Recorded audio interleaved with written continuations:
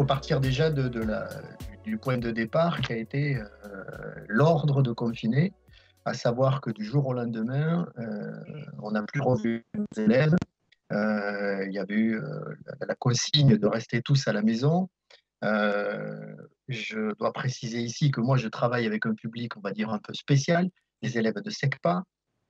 C'est important de resituer ça parce que beaucoup de paramètres sont ou amplifiés ou minimisés avec un public comme celui-là, parce que euh, bien avant le confinement déjà, mes élèves qui vont parfois chercher des infos à droite, à gauche, qui sont sur le net, à tout capter, à tout prendre, parfois pour du vrai, et malheureusement, ce n'est pas toujours le cas. Euh, donc, beaucoup de ces élèves-là, la semaine avant le confinement déjà, ne venaient plus en classe parce qu'ils avaient compris que bah, ça allait, il y avait quelque chose qui tournait pas rond. Donc, on a commencé, comme tout le monde, à voir un petit peu comment on allait s'organiser. On ne connaissait pas la disponibilité de nos élèves, je veux dire par là le matériel qui était à leur disposition.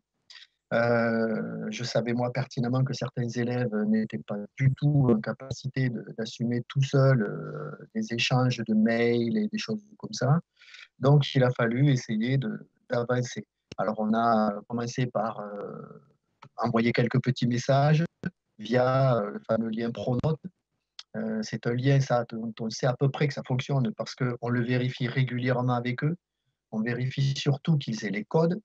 On a la possibilité, nous, à travers notre pronote perso, de voir s'ils se connectent, de voir s'ils vont accéder aux informations qu'on est susceptible de leur mettre là.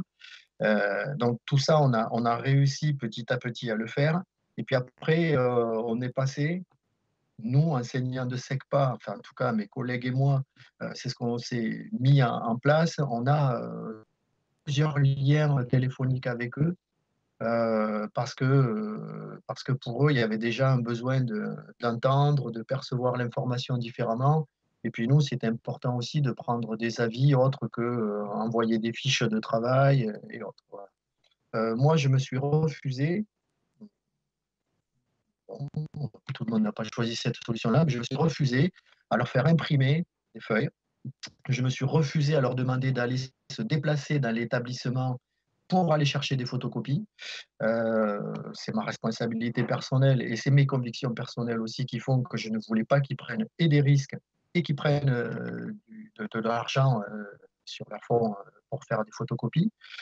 Et quand je les ai eus au téléphone, la plupart de mes élèves m'expliquaient que pour beaucoup, et ça malheureusement je le savais, ils disposaient de un téléphone par famille, pas d'ordinateur, pas de tablette.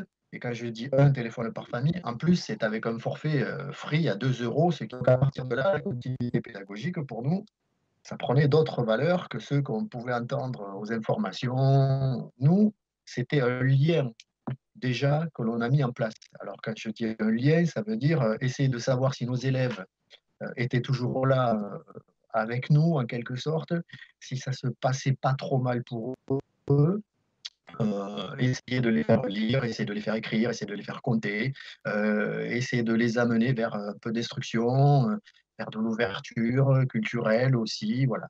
Euh, J'avoue que j'étais plutôt très content de les avoir chaque fois au téléphone. J'étais un peu réticent au début parce que je me demandais où ça allait nous amener. Mais en fait, le contact téléphonique était vachement intéressant. Les parents étaient très, très, très sympas en nous disant qu'ils stressaient beaucoup parce qu'ils sentaient qu'il y avait quand même derrière une sorte de pression sur cette continuité pédagogique. Beaucoup n'avaient pas les moyens et physiques, je veux dire, et intellectuels et matériels de faire cette continuité pédagogique. Et donc, ce qu'ils appréciaient le plus, c'était des vidéos qu'ils pouvaient regarder avec leurs enfants. Alors, il y a des sites comme Lumni qui sont plutôt très bien faits et beaucoup de ces vidéos-là nous permettaient d'accrocher les élèves, de les rapprocher aussi de leurs parents, parce que pour mon public, il y a aussi cette problématique-là, savoir comment, avec leur famille, ils arrivaient à, eh ben, cohabiter. Parfois, c'est très compliqué. Certains sont en foyer, d'autres sont en famille d'accueil, etc. Il y a un élément qui, moi, par contre, côté personnel me choque et me gêne, c'est que la continuité pédagogique, c'est bien sympa, mais ça se fait sur notre matériel perso, avec nos connexions perso, avec mon téléphone perso. J'ai appelé les élèves, ils ont tous maintenant mon numéro de téléphone, etc., etc. Bon, on est en période de crise, on va considérer qu'on verra ces choses-là plus tard, mais je doute qu'on les voit plus tard.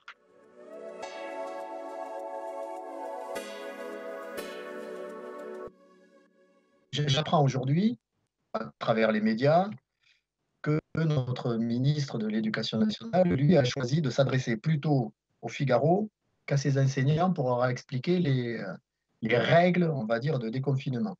Ce qui veut dire qu'aujourd'hui, où on se parle, là, tous les deux, euh, les règles, elles sont extrêmement floues. Je ne sais pas, à proprement parler, ce qu'on va devoir mettre en place. J'ai bien lu, j'essaie de me renseigner, j'essaie d'aller regarder des informations à droite à gauche. Je vois quelques normes qui tombent. J'entends parler d'hygiène, c'est-à-dire qu'on nous dit que les élèves, tous les matins, avant de venir, il faudra que les parents se soient assurés qu'il n'y ait pas de température. Il faudra que les habits soient propres tous les jours.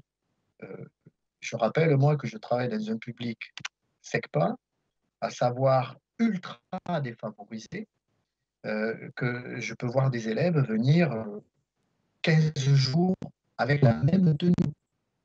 Donc là, aujourd'hui, on nous dit qu'il va falloir qu'ils se changent tous les jours, que les habits soient lavés tous les soirs, que le lendemain ils reviennent. Il y a des éléments, moi, concrètement, c'est impossible. D'abord parce que matériellement, ils n'ont pas la possibilité, mes élèves, d'avoir des tenues tous les jours. Ils ne les auront pas. Les masques, je ne suis absolument pas convaincu qu'ils les aient en quantité suffisante et qu'ils puissent notamment régulièrement les changer. Moi non plus d'ailleurs, je n'en sais rien. Pour à ce jour, je n'ai pas de masque. Je ne sais pas si on va m'en donner, je ne sais pas quand on va m'en donner, je ne sais pas lesquels on va me donner. Euh, la méthode de déconfinement, ou l'idée de déconfinement dont j'ai entendu parler au démarrage, c'était afin de rattraper, afin de vite récupérer les élèves qui étaient en décrochage. Alors, l'idée, elle est super noble, elle est très intéressante, c'est parfait. En revanche, j'ai par exemple des élèves, moi, en 2 ans, je crois que je suis à 125 demi-journées d'absence non justifiées. Ça fait 2, 3 ans qu'ils sont décrocheurs. Je trouve formidable qu'en cette période, aujourd'hui, on s'aperçoive qu'il y ait des enfants décrocheurs. Mais pour autant, je ne pense pas que ce soit ceux qui vont se précipiter à faire un retour dans les établissements dès le 11 mai. On nous dit vous allez avoir la marge et le degré d'adaptation possible dans tous les établissements. Il ne faut pas que ce degré d'adaptation, ça devienne démerdez-vous et faites un peu ce que vous pouvez. Parce que là, pour le coup, les parents n'ont absolument pas confiance et je suis papa et je les comprends largement. On peut se poser beaucoup de questions. Quand on nous dit que dans le couloir, il faudra qu'il y ait 1 mètre de distance entre chaque élève, je pense que celui qui a écrit ça n'a pas été beaucoup dans un couloir de collège ou même d'établissement primaire depuis les 30 dernières années de sa vie, parce que ça ne se passe pas du tout comme ça. Donc, on est tous très inquiets. Non, je ne pense pas que les élèves décrocheurs seront les élèves qu'on va récupérer en priorité. Non, je ne pense pas que les mesures sanitaires soient respectables. Alors, quand on va voir arriver 100, 150 élèves devant un collège, je ne vois pas comment on va les faire rentrer un par un, 1 mètre de distance entre eux, etc., etc. Les parents qui attendent sur le parking, leurs gamelles qu'on va stocker où? C'est quoi? C'est les sandwichs qui vont devoir s'amener, ce sont des produits, on ne pourra pas les mettre au frais. Alors, voilà. Donc, c'est très, très compliqué. Je ne, je ne serais pas désireux aujourd'hui d'être à la place d'un maire qui va devoir prendre la responsabilité de réouvrir son école parce qu'il y a une responsabilité morale. Et puis, il va y avoir une responsabilité bien concrète, elle, qui va être une responsabilité pénale. Et celle-ci, elle est largement minimisée aujourd'hui. Et je pense que beaucoup sont en train de se poser des questions parce que, effectivement, on n'a pas de vision. Alors, si je devais conclure sur ce point-là, le retour le 11 mai, c'est très précoce. C'est très, je ne vais pas dire laxiste, mais c'est très à votre bon vouloir, messieurs, dames. Et personnellement, je pense que le travail qu'on a mis en place, le télétravail, même avec des élèves qui avaient beaucoup de difficultés à se connecter, à avoir du matériel, on arrive à fonctionner, on arrive à faire des choses, on arrive à maintenir ce lien indispensable qu'on n'aura pas avec le retour d'ailleurs le 11 mai. Et on aurait pu le prolonger jusqu'aux vacances parce que pour tous ceux qui ont mis les pieds dans un établissement du secondaire, collège et alors lycée, j'en parle même pas, le mois de juin, on a plutôt des grands espaces dans les établissements avec des couloirs qui sont très peu fréquentés par les collégiens et les lycéens. Donc, allez, grossièrement, on va reprendre, on va mettre tout ça en place pour 9 journées d'enseignement et de travail.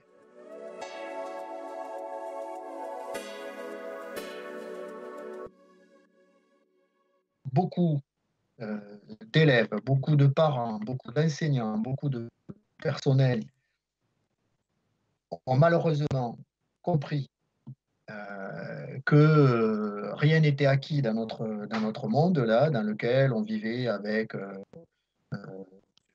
je vais généraliser, mais on vit avec du confort, on vit avec, on achète pour se faire plaisir, on va chercher à bouffer, on va bref. Et aujourd'hui, on se retrouve dans une situation où tout le monde est en train de comprendre qu'on est dans un équilibre extrêmement fragile, qui tient à très peu de choses. Euh, donc, on a un véritable travail à faire pour déjà accepter que du jour au lendemain, comme ça, un misérable virus, j'ai presque envie de dire, mais un misérable virus bouleverse tout notre quotidien. Et ça, c'est quelque chose qui est très, très, très, très, très compliqué à comprendre. Alors, euh, nous, déjà adultes, euh, on se pose 50 000 questions, y compris l'origine de ce virus. Est-ce que c'est juste le fait d'avoir mangé 2 chauves-souris et un pangolin qui nous amène dans cette situation-là? Ça paraît totalement fou. Je veux dire que des enfants, alors des lycéens sont à mesure, à mon avis, de comprendre un peu plus, des collégiens beaucoup moins, etc. Et alors en reculant, on se dit que des gamins de maternelle, ça doit être quelque chose de surréaliste, de totalement incompréhensible. Donc euh, là, il y a un vrai travail qui est un travail d'explication, un travail de psychologie presque à faire avec les enfants, beaucoup d'adultes aussi, à mon avis. Toutes ces leçons-là, j'espérais au début, alors soit par naïveté, soit parce que j'ai une croyance incroyable dans la foi humaine, dans la capacité humaine, j'espérais qu'on en tirerait des leçons. J'espérais qu'on aurait compris que la nature était à l'agonie et que la nature, c'est un peu la branche sur laquelle nous sommes assis et que si on scie cette branche, si on continue, on ne va pas tenir en l'air par miracle. Bon. Malheureusement, on comprend aussi que c'est aujourd'hui l'économie et avant tout l'économie. Alors ça, c'est très problématique parce que quand on regarde certains philosophes, économistes, politiciens, et qu'on voit les différents modèles qui s'offrent à nous, on n'est pas en train de choisir le modèle vertueux, celui qui met en avant une écologie qui favoriserait des emplois vers l'économie, ce qu'on appelle l'économie verte. Mais on est bien en train de comprendre qu'aujourd'hui, coûte que coûte, il faut repartir, il faut reproduire, et il faut relancer l'économie. Je comprends qu'il y a des personnes qui sont en galère, qui aient besoin de relancer leur activité. Euh, on est en train de mesurer, de peser, et moi, c'est ce qui me questionne aujourd'hui le plus. On est en train de peser et de savoir où on doit placer le curseur entre santé, et là, on parle de vie humaine, et recettes économiques. Ce sont des choix que je n'aurais jamais pensé devoir entendre, devoir faire. Moi, tous les ans, je commençais mes premières journées de classe avec mes élèves en leur disant, vous avez une chance inouïe, au moins, vous, vous ne connaîtrez pas de période de guerre. Bon, ben, pas de chance, je pense que ce qu'on est en train de vivre, notre président nous l'a répété, on est en guerre, on est en guerre. Alors, si on était vraiment en guerre, on ne pourrait pas sortir les enfants en premier, sinon, ça serait un peu spécial. Mais par contre, effectivement, quand je leur disais, voilà, vous vivez une période où il y a bien sûr qu'il y a des problèmes, il y a plein de trucs qui ne vont pas, et voilà. Mais j'ai été content de ce point de vue-là, et malheureusement aujourd'hui, je pense que ce qui se propose à nous et ce qu'on va devoir affronter, c'est quand même extrêmement terrible. Le deuxième point, c'est que par rapport à plus ce qui concerne l'enseignement, je pense que cette période de confinement, elle a amené beaucoup d'enfants à découvrir des choses qu'ils n'auraient pas fait dans d'autres temps. Beaucoup d'enfants se sont livrés au jardinage, au bricolage, ont fait des jeux de société qu'ils ne faisaient pas d'ailleurs, et qu'ils n'auraient pas fait dans notre temps. Ça a permis aussi à certains de redécouvrir l'environnement.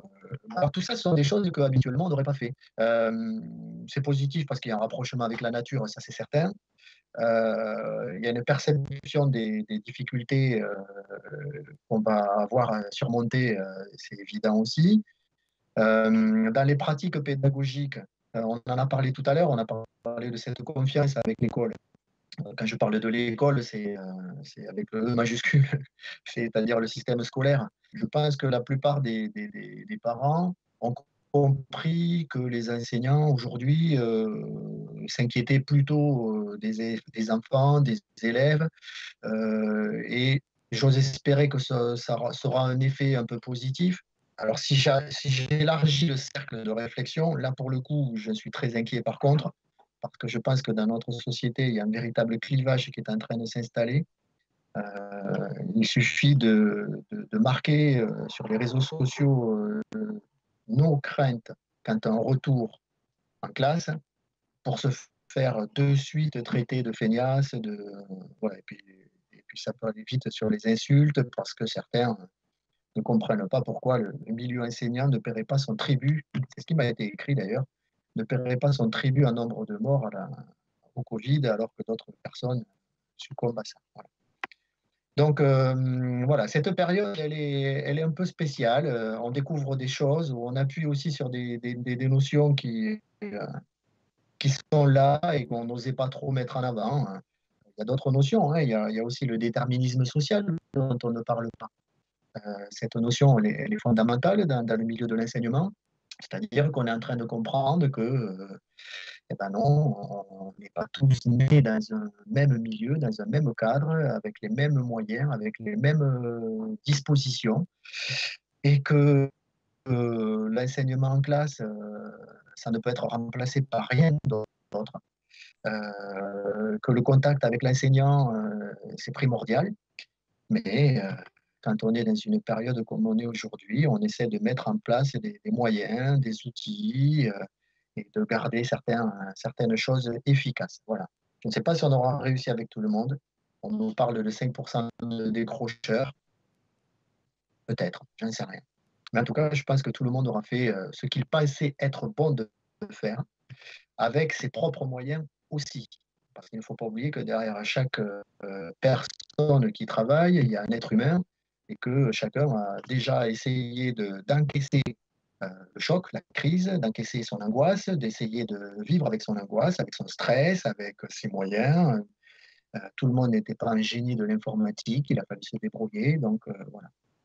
Peut-être qu'à travers nos futures formations, il faudra donner à chaque enseignant, mais alors là, je prêche peut-être dans les airs, mais il faudra peut-être donner à chaque enseignant les moyens matériels, les moyens techniques pour savoir utiliser les fameux réseaux qu'on utilise aujourd'hui, parce que malheureusement, on nous dit aussi que des périodes de confinement, il y en aura d'autres, et qu'il faudra de nouveau se prêter à cet exercice de style.